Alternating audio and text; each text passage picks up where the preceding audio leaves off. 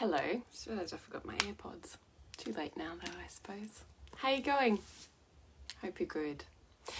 So, tonight begins our 5 pre-trainings for Embark. So this time round I've changed a whole lot of stuff in the course because we realised the first time round we needed a way more practical time. So to accommodate that, what I'm doing is taking some chunks out of it, and we're going to be doing some pre-trainings here so that by the time we get around to Embark starting, we're ready to hit the ground running and just really more solely focus on Women's Circle, deep facilitation and healing, feminine and masculine energy, embodiment and leadership, and be able to practice the movements of those. Hello, beautiful Kate. Hi, Bron. Hi, Vivian. It's good to see you. So, funnily enough, and it's quite ironic that I find myself here, because when my eldest would have been 9 months old, and I started lecturing at university at Naturopathic College. And I stayed there until my second child was maybe 4. So it was quite a while. What I ended up doing there for quite a period of time was the history of natural medicine. Ended up becoming one of my lecture subjects. And funnily enough, it's the subject that everybody hated. And I totally get it, because it's really super dry when all it is taught through the lens of history, right? His story. Hi, Amelia. It's good to see. Hi, Janine. How you going? So I find it hilarious that here I am, background full circle, going, we should talk about the history of healers. But what I want to do is make sure that this is a way less dense than a 6-month entire semester subject, obviously, because we're just here on a Facebook Live. What I want you to know as you embark on this journey with me is just the history from which you come. I would love for you to just touch into the depth and the richness of knowledge and consciousness that sits collectively and also within your own lineage. Because we women healers, rarely have we come from being the first one. Often it's because we have a very, very, very long and deep history. So I'm only going to very briefly breeze through the forefathers of medicine, because, can I tell you, even when I was lecturing in this, the focus of the history of natural medicine is told through the story of men. Now, I know that that's not surprising to you, but I still find it surprising. There's still part of me that goes, really? How did that happen? And I mean, of course, there's logically all of the rational reasons, but you think about the richness and the immensity and the thousands of years of anciently embedded goddess and feminine worship and all of the knowledge of healing herbs and selves that were just obliterated and lost over centuries of minimization and marginalization of women, and most specifically the healers. And of course, we know that as patriarchy rose and the systems of politics and law and money and worldly function rose, so too did the equal diminishing of women, feminine bodies, women's rights. And certainly women healers bore a large brunt of that, of course, which is the witch burnings in the Middle Era. So even when I was lecturing in this at university, we talked about all of the men, because it's the men who were documented. It's the men who were allowed to write, who were literate, who had access to education, and who formally recorded the history of their healing that was then passed down in generations.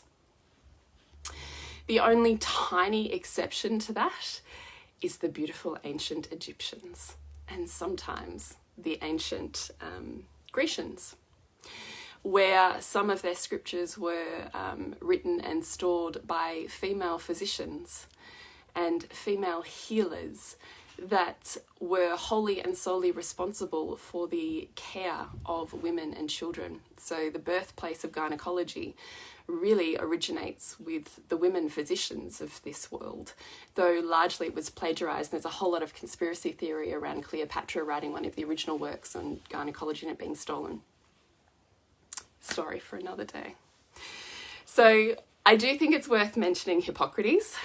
So Hippocrates is always championed as the founding father of naturopathy, because he was the physician that first coined the term do no harm, or first do no harm, who started to talk about the concept of the body being whole and not a sum of separate mechanistic parts, which is what largely medicine still sees it as today. So Hippocrates. From him comes Plato. Now, Plato was a prolific writer, so many works, and has a large disdain for Hippocrates and the way that he moves about in the world of medicine. And they start to form kind of two distinct streams. So Plato also starts to really delve into being one part of a larger cosmos. So one part of a higher being, of a higher one, that we're one piece. We're each one piece of that. So also fascinating in terms of philosophy. Then comes Aristotle, who really began to diversify and create specific disciplines of science and medicine. Leonardo da Vinci, could not go past him, could we?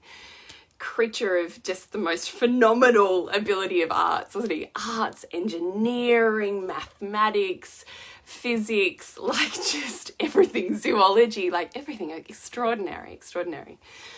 And then we're going to fast forward a little bit, and some of the other forefathers that bring naturopathy to the West are men like Benedict Lust, who comes from some of the very, very, very ancient traditions that originate in Europe and most notably in Germany. And Kellogg, who was, funnily enough, a proponent who brought with him very westernized and modernized ideas and concepts of exercise being good for your well-being and health, and a diet with some roughage. So I always smile because I find it if you've ever seen photos of some of the Kellogg estates, it's really quite extraordinary. All these people in their whites doing exercises, it's really quite fabulous. Oh, hi, Chloe.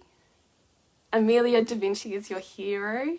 The original polymath. Indeed. So I love that we can talk about all of these men and we can do that very, very, very quick breath through history, but I would hate for it to stop there. So, as I already said, the major problem is that women, even by the time of Hippocrates, were marginalized, and women as physicians or healers didn't exist. In actual fact, Aristotle was one of the very few who had a level of equality within the way that he viewed the world. So his wife actually practiced with him, studied with him, travelled with him, wrote books with him. Like, that's extraordinary at that era of life. Like, it kind of is amazing. So there's these outliers, of course, but largely we can see that the history of healers is told through the lens of men, or through the writings of women being written about, not directly from the mouth of women who were themselves the physicians or the healers. So it's a very different context, and this is why it gets so tricky to trace back and tangibly be able to understand, hold on to, absorb or enjoy the history of being a feminine healer, because in actual fact, do you know the place I've learned the most about healing and all of its nuances is through myth and story and legend. Like, that's not an accident, right? When it was unsafe for us, for women, for healers to write, to tell, to teach, and to share, it would be passed down, disguised and wrapped up in the stories of children. Because then you were being a mother who was sharing a story with her children. Like, like a bedtime story. So when you really dig in to original mythology and lore, you will see all sorts of hidden coded messages like a Da Vinci Code book. Only it's really there. The history of these women is written in the pages of song and sometimes in compositions and story and myth. Like, if you want to find your history, go there. Go there. But aside from that, I am also going to touch on two of the most ancient forms of medicine, which of course traditional Chinese medicine and Ayurveda. So traditional Chinese medicine from China, Ayurveda from India. So they are both possibly the most ancient forms of medicine that we have and that are still practiced today, which is quite extraordinary. In fact, it's total sidetrack, but my homeopath comes from a lineage of homeopaths who herself comes from a lineage of Ayurvedic practitioners. So it's, when you can really find the purity of a practitioner like that, there's a next level resonance there that I think is extraordinary. We just can't beat that. Anyway, I said to you already, we also had the ancient female physicians of Rome, Egypt, and Greece.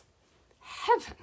All of whom were legitimately physicians who were legitimately sought after for anything to do with gynecology, female repro, or the general healing and well-being of women and children. Marvellous. So, aside from those scriptures, the only other records that we have are written by women of privilege.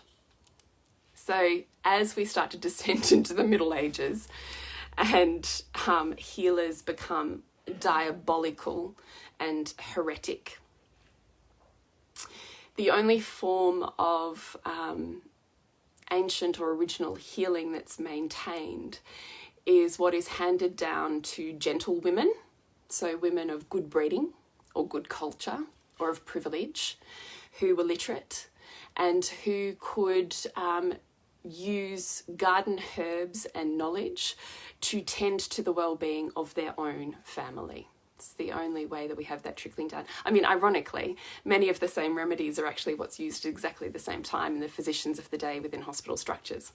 But that also is a story for another time. So we get to the Middle Ages, and there's a split between any of the healers that are left. On one side, we have midwives, who are largely, as much as is allowed at this framework in time, helpful, useful, championed by the community. And you have the lay healers, usually the poor or the illiterate, who then become known as witches and begin to be tarnished with the brush of practicing witchcraft and devil work, and often still have connections to paganism. If my connection gets dodgy, I'll switch over to 4G, just so you know. I won't go anywhere. Oh, what was I saying? All right. But I want to say to you, in the Middle Ages, there are 4 women that are noteworthy. And we're going to very quickly talk about these 4 women, because maybe they'll blow your socks off like they do mine. We have the Empress Eudoxia from Syria, who herself trained to be a physician and set up 2 hospitals within Jerusalem. Isn't that amazing? Then we have the Princess, I never say her name right, let's have a go, Radegonde of Burgundy. Now, she herself also studied medicine and opened a hospital for lepers. Isn't that amazing? And then we have Hilda of Whitley. So she's interesting because she's the first prominent Anglo-Saxon woman of good breeding who, even as a princess, studies, and by 657, she is a trained physician. Isn't that extraordinary? Don't you think that's extraordinary? I think it's amazing. So she actually builds an abbey where she practices her medicine for all of her community, and in fact also goes on to teach medicine, teaches what she's learned. Isn't that amazing? So the last one that I want to tell you about is probably my favourite. Hilgard. Have you ever heard of her? She's the most fabulous, fabulous woman. She's very kind of Joan of Arc-esque. She's so completely fabulous. So at the time when if you are not a licensed practitioner, you are sent to trial and put to death for witchcraft and heresy. Hilgard of Bingen, at the age of 3, begins receiving visions. Now, her family are relatively well off. And they recognise that this child of theirs, whilst sickly, is potentially receiving visions from God. So they hand her over to the nunnery, who raise her. And by the age of 8, she's well studied. And in fact, transmitting or transmuting or transcribing the scriptures with such intuitive knowledge and ability that it captures the eyes, the gaze, and the awareness of all of the religious leaders of this time and all of the nobles in the area. Like, can you imagine how extraordinary that is? Here's this woman who's practicing possibly the most ancient art of the feminine, divination, intuition, visioning, and she's being heralded and supported by the most powerful structures, patriarchal structures of that time. And whenever they don't do what she wants, God strikes her with an illness. At one stage, she became paralyzed. So paralyzed that no one could bend any of her limbs or her muscles. And she was screaming in such pain that she said, God has cursed you and cursed me as the vessel of that for not following God's law. She wanted to open up her own convent. She even had envisioned the convent itself, all of the rules and how it would be run, the clothing that would be, like everything. But because the head leaders of the church at that time said, no way are you doing that, you can stay right here in this abbey, she developed a paralysis that was so shocking it was as if she had been struck by God. And so the local archdiocese said, yes, okay, all right, you can open up your convent. And she gets up and walks. And she opens up her convent and begins the Hilgard nuns. Like, it's extraordinary. So this woman she wrote books and she composed symphonies and she channeled the works of God through all of it. She said music was the only true song of the angels, the only true voice of God. Isn't that amazing? So yeah, okay, she's not a physician like these 3 other beautiful women, extraordinary women of the Middle Ages. But she's continuing the art form of visioning, which I find extraordinary. I love it. I hope you love her too. The more you read about her, the more you're like, oh, I just fall in love with her. I think she's the most fabulous thing. Fabulous thing. She wasn't even included in the university lectures when I used to do them. And then she was. All right, what else have I got here? Okay, so if we flash forward from there, what ends up happening? So we obviously have witch trials, witch burnings, millions of deaths, a complete severing of connection to earth, land, feminine, goddess worship, a loss of so much wisdom, knowledge, and I guess it's knowledge, isn't it? Healing knowledge. Look, it can never be refound, ever, right? Other than whatever trickles down and they're able to kind of, sneak past in songs, myth, legend, and story. Then we come to the period of settlement. So when the whites begin to settle across the nations. And it's by necessity of this settlement movement that women start to come back into the role of healers, just by necessity. Oh, you're loving this so much, Elise. I'm so glad. So many lifetimes as a wise woman healer. Oh man, all of us, right? Like I kind of actually wish Kasia Burke with his, because I think she'd be like, oh my God, so many lifetimes. Yeah. So that's why I love this, and it still blows my mind that even in the way that medicine is taught, it's only still taught through the knowledge of him, not even through the knowledge of her. I just find it extraordinary, right? And still, the women who potentially practice the strongest art forms of the feminine, we still perceive to be woo-woo or witchy or off with the fairies. I don't know, I always just play around with that. Like, what am I practicing here? What are we practicing here? What is this culture? Where has it come from? Like, it's so worth knowing what that heritage and those roots are, you know? So it wasn't until 1912, so a relatively short time ago, that women were even allowed back into the medical establishment.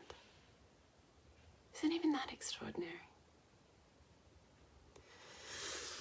So, other than the mystics, the intuitives, and the ancient cultures that largely still stayed isolated and within pockets and still ran within a matriarchal society, though I have read many, many, many PhDs. I did this huge dive when I was doing ages ago, research into rites of passage.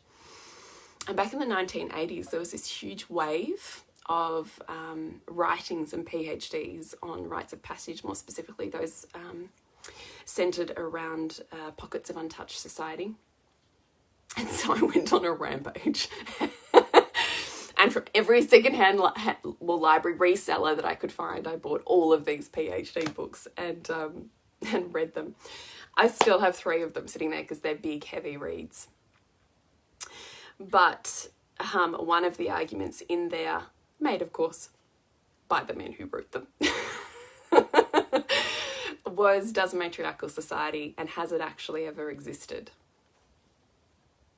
So it's an interesting conversation. One perhaps for another time, but one I'm just going to pin there for you, and maybe you'll have a think about it and ruminate on it. What does it really mean to be a matriarchal society? To have women in power and in leadership, to have women define the role of community and tribe and everyone within it.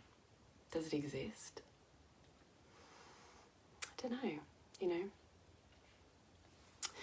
But it is always fascinating to look at the ancient cultures that still very much hold a reverence and a sacredness for the divine feminine, for the female half of God, or unity in all of its many expressions.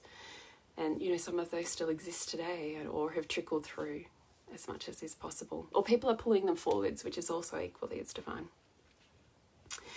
So other than ancient cultures that still offered and stayed intact, and their knowledge and wisdom was handed down from mother to daughter and mother to daughter and so on and so forth, and there was the community was structured around a community healer, visionist, guide, witch doctor, you know, then it would still exist.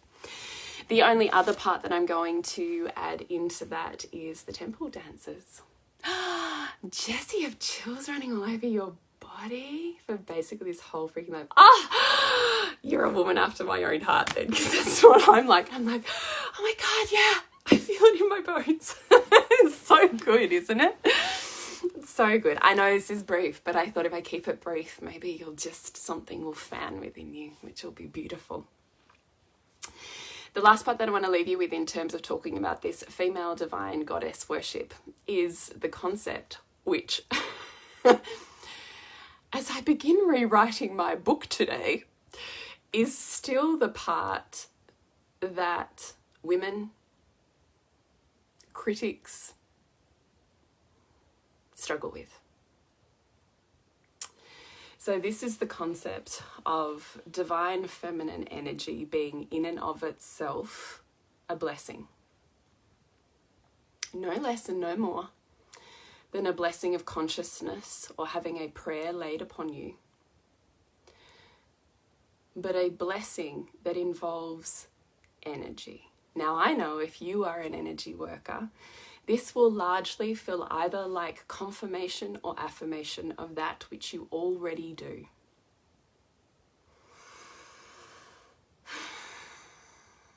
But if you are not, and if you have muddled conceptions around what the feminine is and isn't, this becomes a hard pill to swallow. Although I'd like to think it was super easy, but as it turns out, this is one of the hardest things for me to try and transmit to people that I'm working with, women that I'm working with. Actually, not men. Men like instantaneously get it off the bat. But women who define themselves by so many masculine measures struggle enormously to contemplate the influence that their energy has and the ability that they have to reclaim exceptional rejuvenance and healing as a practitioner within any relationship and space. Right? The feminine can bless a space at 5% and she can bless a space at 1,000%, and you will feel it. So the last tiny part that I'm going to leave you with, because I also know that you, the women that I am about to speak of and to, still exist in this world. Though I think you probably spend most of your life figuring out how to try and fit in, or thinking that perhaps you don't. And it breaks my heart.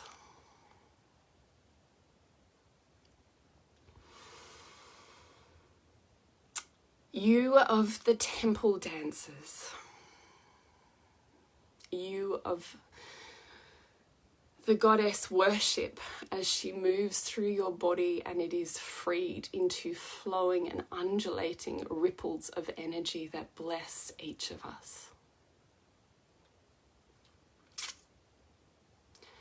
You who have been trained from as early as Hilgard to know how to open your body to receive energy and how to let it flow in a transmission that breaks our heart and makes us weep and makes us remember life.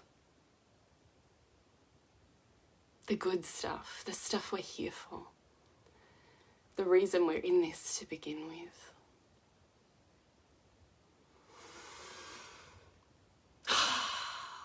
You of the temple dancers, you still light my heart and soul on fire. And you are medicine, wildly healing medicine that this world, for all of its mess,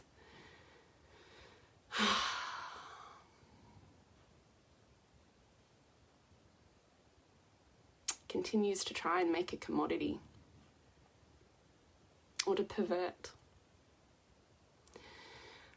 But in your truest essence, you are in and of yourself a blessing the moment we witness you. And I know the power that you hold. So. Hi, Laura Lee. You of the temple dancer. Yes, you are. So I think you arrived at exactly the right time. Oh, Chloe, I'm glad it gives you chills. Because this is often the sexual healers, the knowers of divine sexual energy and kundalini movement, the ones who know to transmit Shakti to the people who are willing to receive it, the ones who will dance and you will feel enlivened, are often the ones left out of any conversation around healing.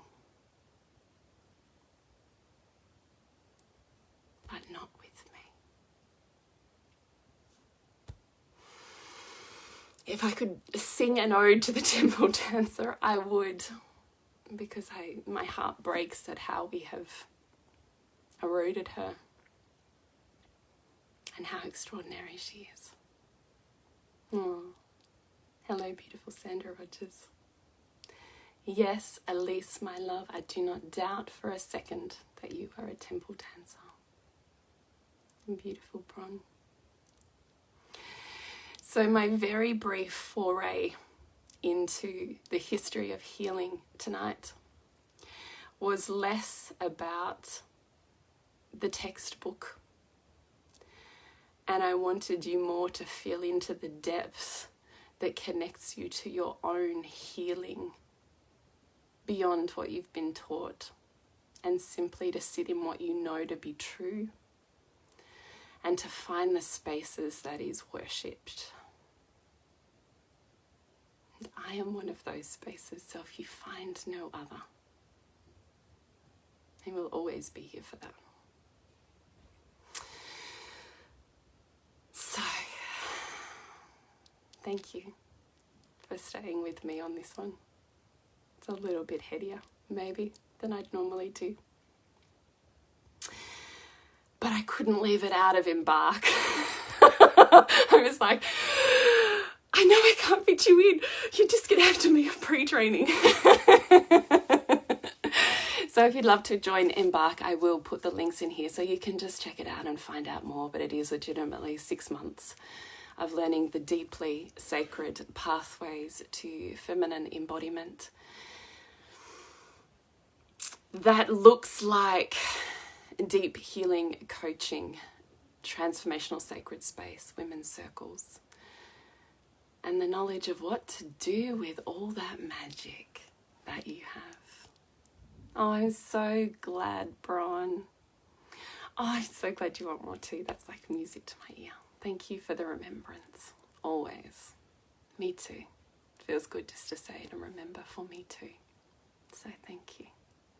You being here makes me make the time to do it, and I get to feel my own heart, and that's, that's always a gift. So I'm super grateful too. Oh, beautiful Chloe. I really want you there too. You're ready. So glad, Janine. A beautiful bedtime meditation. Hope it's yummy. So same time next week. I will be here every Sunday night for our 5 Embark pre-trainings. So if this is your jam, come join me. Oh, such a pleasure, Laurelie. Such a pleasure. So when you read of the temple dancer and the feminine transmission in your book, in your book, maybe, you will remember this night when I said this is the part I find hard to transmit to the critics. And here we are.